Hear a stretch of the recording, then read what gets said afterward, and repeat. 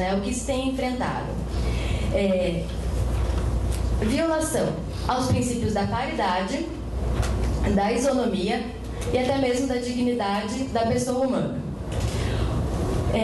Nesse caso específico que estou tratando, o aumento concedido aos docentes ainda em atividade, mediante a progressão a uma nova classe, que até 2006 ela não existia, né?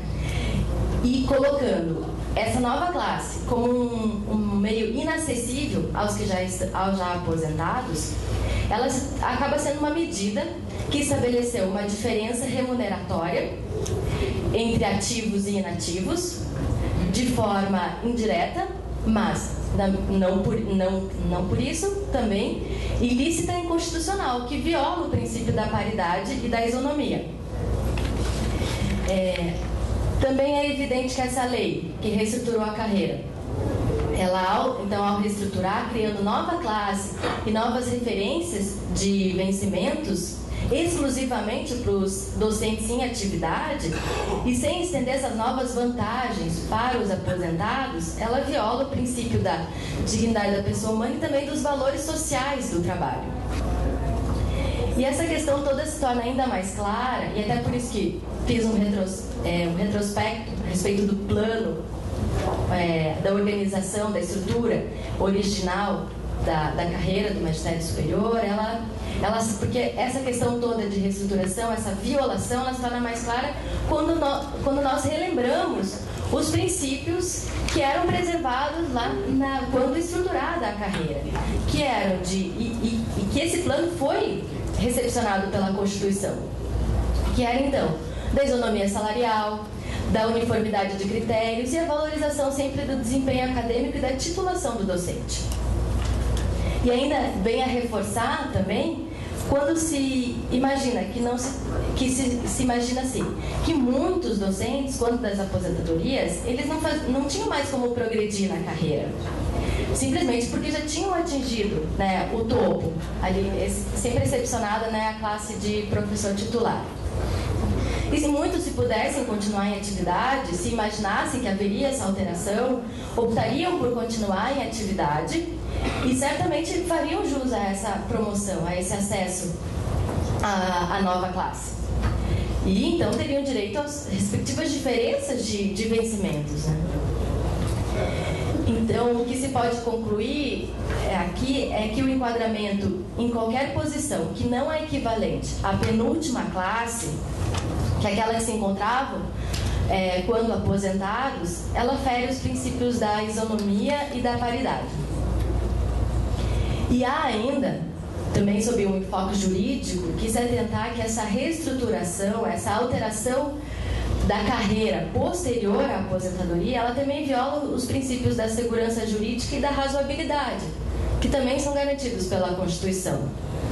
Quanto à segurança jurídica, como que se daria essa violação, né? Se tem que pensar, então, que os aposentados tinham direito adquirido àquela posição jurídica de integrarem, né, a penúltima classe da carreira, que era a que poderia ser alcançada mediante progressão. Então, tinham direito adquirido a essa posição jurídica dentro da carreira. Por outro lado, não se mostra razoável que muitos aposentados que já têm titulação necessária para alcançar essa nova classe, se coloque esse requisito de avaliação de desempenho, afastando, né, a possibilidade de acesso do aposentado. Isso também não se mostra razoável. Então, a restrição dos direitos dos aposentados, ainda que garantido a irredutibilidade de vencimentos, mas diante da negativa de acesso à nova classe, do novo padrão remuneratório que atingiu e pode beneficiar somente os ativos, ela demonstra a falta de proporcionalidade e razoabilidade. Essa situação ela pode e deve ser corrigida pelo judiciário, a fim de que sejam garantidos todos esses princípios aqui que mencionei: paridade, isonomia, segurança jurídica, razoabilidade. Entretanto, fazendo essa exposição, às vezes parece tudo muito óbvio e claro, né? Como o direito dos aposentados.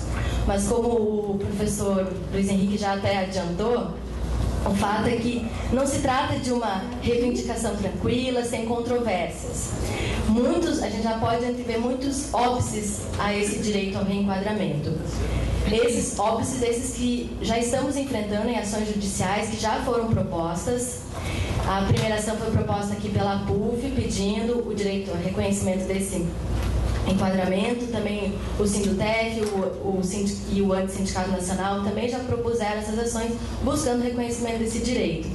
Mas já temos enfrentado alguns óbices. E o principal deles, já mencionado aqui também, é o que se tornou um verdadeiro mito no Poder Judiciário, é a inexistência de direito adquirido a regime jurídico. Realmente se tornou um mito, um argumento que é repetido de forma já sem qualquer critério, de forma generalizada, para vedar muitos direitos dos servidores. Aí até não se trata até só da carreira do magistério, mas também de outras diversas carreiras. E o fato é que os tribunais eles têm colocado esse jargão, já sempre se pode falar, inexistência de direito adquirido a regime jurídico, de forma generalizada para afastar os prejuízos que têm surgido com as novas políticas do governo federal. E a esse respeito já existem inúmeras decisões, inclusive do Supremo Tribunal Federal. E nesse caso, o que nos cabe é expor que não se trata exatamente de buscar afastar as alterações trazidas pela nova carreira. Não se quer afastar o novo regime jurídico, mas se quer sim assegurar àqueles que já obtiveram uma posição jurídica os mesmos benefícios e vantagens que estão sendo estabelecidos para os docentes ativos, para os servidores ativos, né? E outro também óbice que temos enfrentado tem-se visto apenas que o princípio da irredutibilidade de vencimentos tem sido respeitado. Analisa-se que de um mês para o outro, com a reestruturação, não houve redução de vencimentos e, portanto, não haveria problema nessa reestruturação. Não prejudicou, como se não tivesse prejudicado efetivamente os aposentados. Mas o que se tem que considerar, então, e o nosso esforço é de mostrar que essa irredutibilidade, ela de fato não ocorre de um mês para o outro, mas ela acaba sendo diferida no tempo, porque aqueles que ainda estão em atividade podem progredir, mas e os aposentados, né? E além disso, tem outros argumentos que foram colocados, que já enfrentamos nessas ações que eu mencionei, como o fato de que houve uma efetiva mudança e não se trata de uma reclassificação disfarçada, como também que essa criação da nova classe ela tem um caráter de incentivo ao aperfeiçoamento e aprimoramento profissional e por isso está vinculada à avaliação de desempenho. E assim, nessa linha é que vão os óbices que estão surgindo, né, os obstáculos ao reconhecimento do direito. Concluindo, então, essa é uma situação que ilustra bem a questão da transposição. Mas, de uma forma mais geral, o que temos visto é uma deturpação das reestruturações de carreira ante a inexistência de revisões gerais de vencimento. Como não tem havido essas revisões gerais, acabam se reestruturando carreiras para, com o fim de não ficar como se tudo estivesse paralisado, sem qualquer aumento, né? As reestruturações elas acabam sendo implementadas com vistas à recomposição de vencimentos, não se discute realmente a carreira, não se estrutura, de fato, não se reestrutura, mas sim o principal objetivo, muitas vezes acaba sendo a recomposição dos vencimentos. Então a gente também vê aí um engenho do governo de sobreposição de tabelas e que não raras vezes, e como foi nesse caso, tem provocado o quê? O alijamento dos aposentados E no caso específico até da carreira docente, a gente vê uma desvirtuação da estrutura da carreira originalmente estabelecida no PUCRIS, né? Naquele plano, no decreto de 1987. E foi assim que ocorreu com essa medida provisória de 2006, convertida em lei, né? Também de 2006.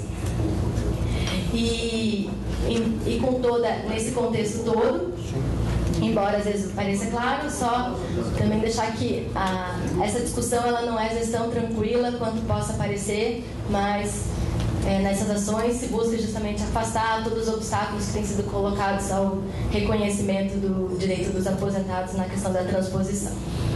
Obrigada.